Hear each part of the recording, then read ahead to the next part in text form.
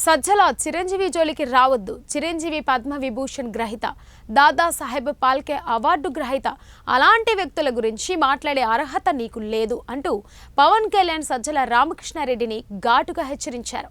సజ్జల ఆధిపత్యం ధోరణి మంచిది కాదు. చిరంజీవి గారి గురించి మాట్లాడేటప్పుడు జాగ్రత్తగా మాట్లాడు అంటూ మాస్ వార్నింగ్ ఇచ్చారు. గుండె లోతులోంచి వచ్చిన డైలాగ్ అది. ఒక రైతు రింగు రోడ్డు కోసం, హైదరాబాద్ రింగు రోడ్డు కోసం పొలం పోగొట్టుకున్న పరిస్థితుల్లో ఆయన అన్నది ఒకటే మాట. టీవీలో చూస్తా నాకు గుండెకి హత్తుకుపోయింది. ఎప్పుడన్నా ఊళ్ళ కోసం రోడ్లు వేయడం చూసాం, కానీ రోడ్ల కోసం ఊళ్ళు తీసేయడం చూడలేదని.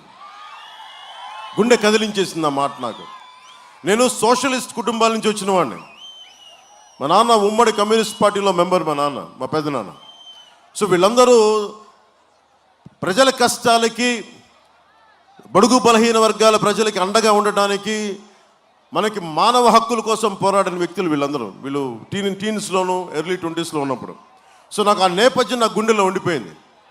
SEZ, ముఖ్యంగా కాకినాడ SEZ 10,000 ఎకరాలు మేము పరిశ్రమలు స్థాపిస్తాం, యువతకి ఉద్యోగాలు ఇస్తామని చెప్పి 2009, అది దాదాపు 15 ఏళ్ళు అయిపోయింది. 15 ఏళ్లలో ఒక్క భూమి మొత్తం తీసేసుకున్నారు. భూములు, రైతుల్ని రోడ్ల మీద పెట్టేశారు. పరిశ్రమలు రాలా, మనకి ఓనర్షిప్ మారిపోతూ ఉంది. ఈ రోజున అది అరబిందో వాళ్ళకి వెళ్ళిపోయింది SEZ. నేను ఈ రోజున ముందుగా ఒకటే మాటిస్తున్నాను, కాకినాడ SEZ రైతాంగానికి మీకు నష్టం జరిగింది. నేను ఒకటే చెప్తా ఉన్నా, అరబిందో వాళ్ళు కానీ ఎవరు ఇచ్చినా కానీ పార్టీ ఫండ్ ఎవరి దగ్గర నుంచి నేను తీసుకోలేదు. మీరు అది నమ్మాలి.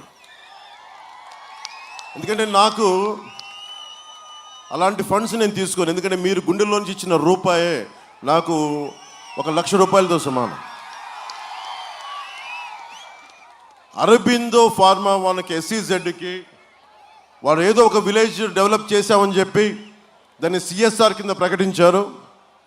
అలా కాకుండా ప్రతి రైతుకి న్యాయం జరిగే వరకు, ప్రతి ఒక్కరికి వారు ఏ ఉద్దేశంతో అయితే అది ఇవ్వబడిందో, పెట్టబడిందో, ముఖ్యంగా రైతాంగం నష్టపోయింది, నష్టపోయిన రైతులకి నష్టం పూరించేలా, అలాగే ఏ పరిశ్రమల కోసం అయితే త్యాగం చేయబడిందో ఆ భూముల్లోకి పరిశ్రమలు వచ్చేలాగా మేము